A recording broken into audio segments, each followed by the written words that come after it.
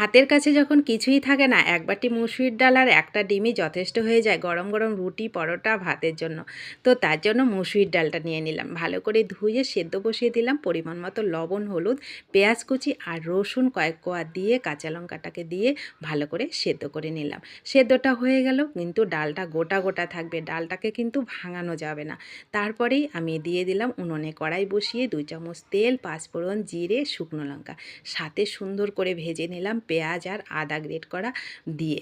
তো পেঁয়াজ আর আদাটাকে সুন্দর করে ভেজে নিয়ে এর মধ্যে পরিমাণ মতো লবণ, হলুদ, 1 চামচ চিনি আর 1 চামচ ভাজা জিরের গুঁড়ো দিয়ে দিলাম। তারপরে ডালটাকে দিয়ে একটা ডিমও সাথে দিয়ে দিলাম, সুন্দর করে মিশিয়ে নিলাম। তারপরে নামানোর আগে হাতের কাছে ধনেপাতা থাকলে সেটাও কিন্তু দিতে পারেন। আমি গরম মশলাটা দিয়ে সুন্দর করে নামিয়ে নিলাম। দারুণ লাগে কিন্তু এরকম ডাল চচ্চড়ি খেতে। গরম গরম রুটি, পরোটা, ভাতের সাথে জাস্ট জমে যায়। ভালো লাগলে অবশ্যই তৈরি করে খাবেন। ধন্যবাদ।